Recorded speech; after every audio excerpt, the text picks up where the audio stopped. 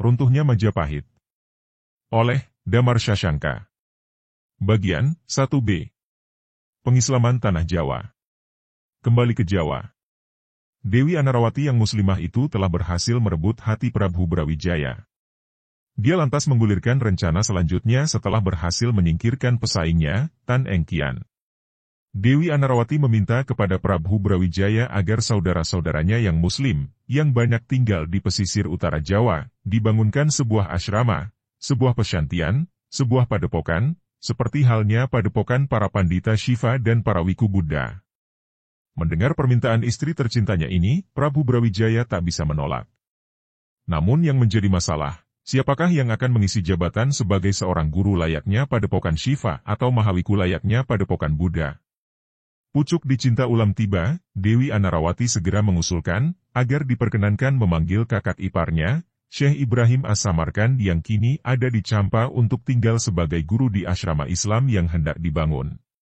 Dan lagi-lagi, Prabu Brawijaya menyetujuinya.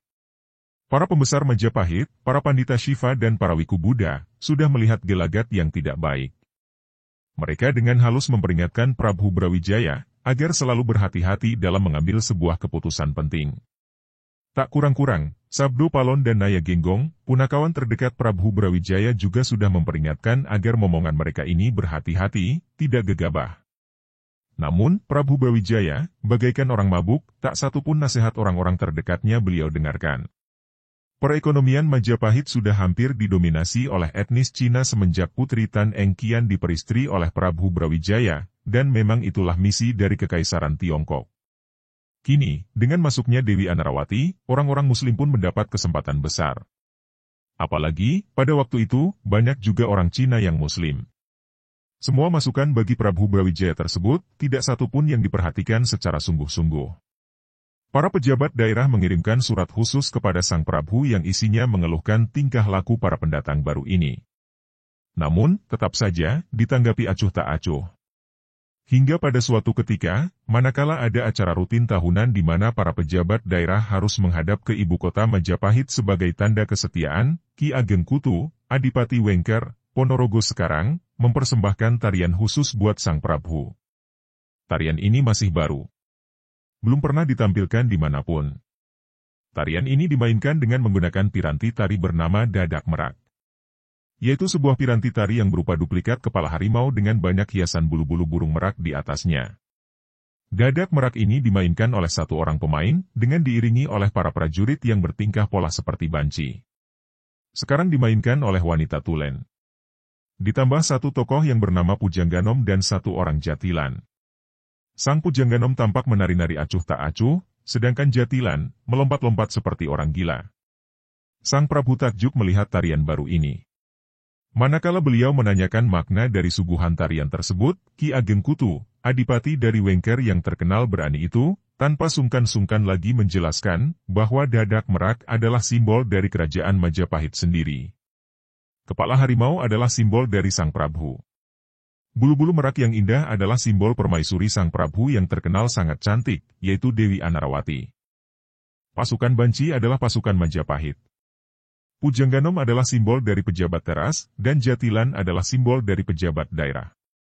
Arti sesungguhnya adalah, kerajaan Majapahit, kini diperintah oleh seekor harimau yang dikangkangi oleh burung merak yang indah.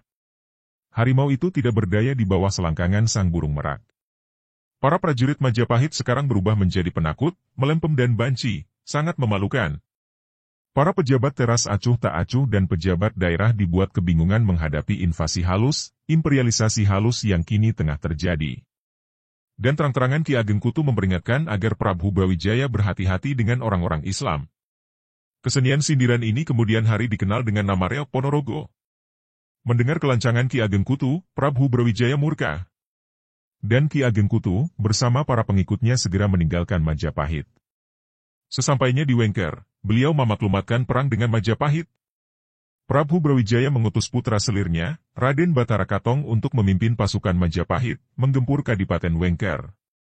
Akan saya ceritakan pada bagian kedua, Damar Shashanka. Prabu Brawijaya menjanjikan daerah Perdikan. Daerah Perdikan adalah daerah otonom. Beliau menjanjikannya kepada Dewi Anarawati. Dan Dewi Anarawati meminta daerah Ampel Denta, di daerah Surabaya sekarang, agar dijadikan daerah otonom bagi orang-orang Islam. Dan di sana, rencananya akan dibangun sebuah asrama besar, pusat pendidikan bagi kaum Muslim. Begitu Prabu Brawijaya menyetujui hal ini, maka Dewi Anarawati, atas nama negara, mengirim utusan ke Campa.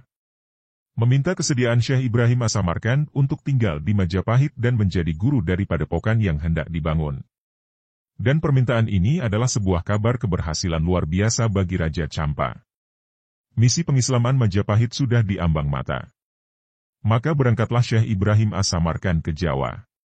Diiringi oleh kedua putranya, Said Ali Murtadlo dan Said Ali Rahmat. Sesampainya di Gresik, pelabuhan internasional pada waktu itu, mereka disambut oleh masyarakat Muslim pesisir yang sudah ada di sana sejak zaman Prabu Hayam Wuruk berkuasa.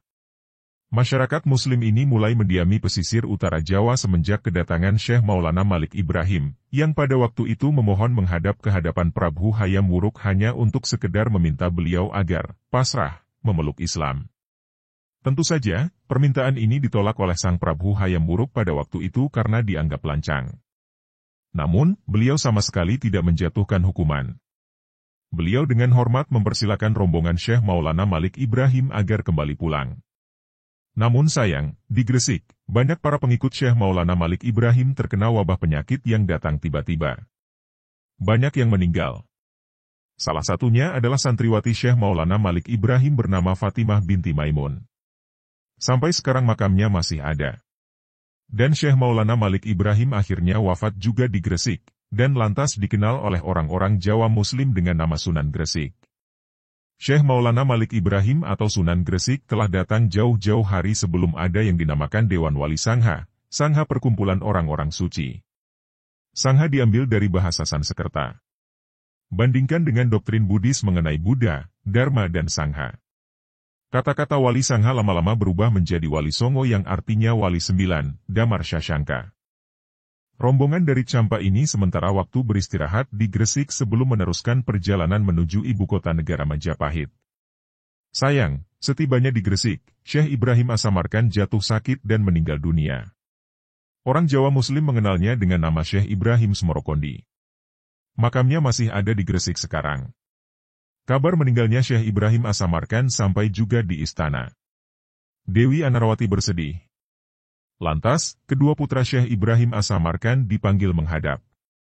Atas usul Dewi Anarawati, Said Ali Rahmat diangkat sebagai pengganti ayahnya sebagai guru dari sebuah padepokan Islam yang hendak didirikan. Bahkan, Said Ali Rahmat dan Said Ali Murtadlo mendapat gelar kebangsawanan Majapahit, yaitu Rahadian atau Raden. Jadilah mereka dikenal dengan nama Raden Rahmat dan Raden Murtolo. Orang Jawa tidak bisa mengucapkan huruf dlo. Huruf dlo berubah menjadi lo. Seperti ridlo, jadi rilo, ramatlan jadi ramelan, riatloh jadi rialat, dll. Namun lama-kelamaan, Raden Murtolo dikenal dengan nama Raden Santri, makamnya juga ada di Gresik sekarang. Raden Rahmat, disokong pendanaan dari Majapahit, membangun pusat pendidikan Islam pertama di Jawa. Para Muslim pesisir datang membantu. Tak berapa lama, berdirilah padepokan Ampel Denta. Istilah padepokan lama-lama berubah menjadi pesantren untuk membedakannya dengan asrama pendidikan agama Syifa dan agama Buddha. Lantas di kemudian hari, Raden Rahmat dikenal dengan nama Sunan Ampel. Raden Santri, mengembara ke Bima, menyebarkan Islam di sana, hingga ketika sudah tua, ia kembali ke Jawa dan meninggal di Gresik. Para pembesar Majapahit, para pandita Syifa dan para wiku Buddha, sudah memperingatkan Prabu Brawijaya. Sebab sudah terdengar kabar di mana-mana, kaum baru ini adalah kaum mubalik. Kaum yang punya misi tertentu. Malaka sudah berubah menjadi kadipaten Islam, Pasai juga, Palembang juga, dan kini gerakan itu sudah semakin dekat dengan pusat kerajaan. Semua telah memperingatkan Sang Prabu. Tak ketinggalan pula Sabdo Palon dan Naya Genggong. Namun, bagaikan berlalunya angin, Prabu Brawijaya tetap tidak mendengarkannya. Raja Majapahit yang ditakuti ini, kini bagaikan harimau yang takluk di bawah kangkangan burung merak, Dewi Anarawati. Benarlah apa yang dikatakan oleh Ki Ageng Kutu dari Wengker dulu.